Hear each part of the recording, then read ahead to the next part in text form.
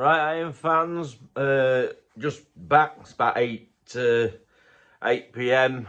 Got back from Marine at Liverpool. What can we say about the game today?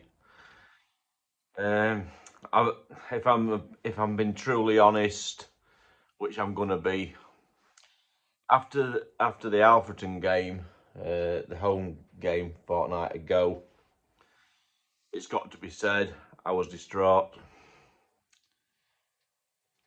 upset with, I don't know, I think I do get upset when fans are at each other because of the way results, performances have gone. Um, because I truly believe the club is best when there's unity. But that said, I still have to be honest. For the first time, while I'm not one of the supporters, I believe people have the right to boo. I don't do it myself. I never have. And I've only had a few occasions where I've left games early. I choose not um, to to do that. But I have to say, after the Alfreton game, obviously I didn't do a video. I just didn't. I really didn't feel up to it. My mood was so low after it. um, I did walk out. I always applaud the players off, irrespective of performance and result, always. But what I did do, I walked out. I didn't stop to clap. I felt the players, they didn't look like they wanted it. I might be wrong. They didn't look like they had the commitment and the drive at that game. And I've got to be honest, today, in the first half in particular, I thought we were worse. I spoke to one or two people. Some didn't think we were as bad, but obviously people thought the performance was quite poor. We didn't have any efforts on goal. We didn't look like we were going to create anything at all. I couldn't understand why Denton was playing where he was at that side, and there must have been 3 or 4 of his passes that just went directly to their players. It didn't seem like, I don't know. We didn't seem to gel. We couldn't seem to get a pass on time. We we don't seem to. If we get anywhere near the box, which we didn't even do very often, um, have anyone there that will drive it into the box with a desire and a commitment to run at players and try and create something. I thought Beck today. I don't think he won much at all in the air. I thought it was a very pretty poor team performance altogether. There was an improvement in the second half, I have to say. That we had some chances on goal. We had obviously got the goals through Danny Whitehall, the penalty, and the second goal was a well taken goal near the end there. I think if I'd been a Marine fan, I would have felt a little bit miffed to have not to at least taken a point from that game in terms of the way we performed. I thought they were the far better side in the first half. I thought they even looked fitter than us, which, when we talk about the fitness of players, and Andy's often talked about fitness being an important part of our game, I don't think it showed. Again, I might be wrong. And yes, there's those out there that say I'm a happy clapper. Maybe I am. I like to think I give everybody the best opportunity and the best chance. And I'm a firm believer that I've always said I like to give any manager, not just Andy, because I think Andy's a nice, genuine, decent guy, and I believe in him.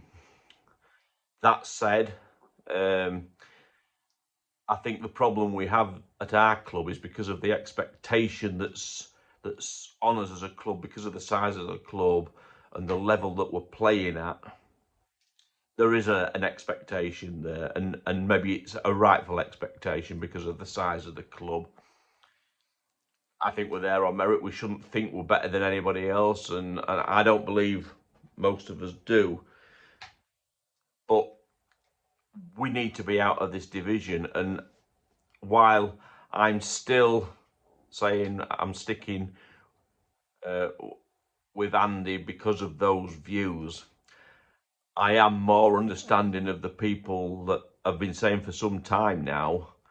I think if we have at least another couple games where the performance is like that, I'm in danger of falling into that category. I really don't want that to happen because I want to feel to be a believer in the manager, and I think if you take that view, and I'm not having to go at people for taking that view, but I think if you have that view, it isn't necessarily going to work out when you bring someone else in. Who are you going to bring in? What players are they going to? Are they going to change the players? If the problem is with the players, and I don't see why it is, because we've seen them, we see what they are capable of, and we keep harking back to how they played against Brackley, and what's changed. Is it lack of confidence? I don't know. You could see when we scored that second goal today, they really wanted that win. But throughout the game, it didn't look like they wanted it. It's very confusing from a supporter's perspective. And you could see the relief on the players' face. You could see the relief on the supporters to get that goal. And like I say, I think the Marine fans must feel a little bit miffed not to have got a point out of that. But I'm struggling at the moment. I've heard one or two. I haven't seen Andy's interview on Humberside.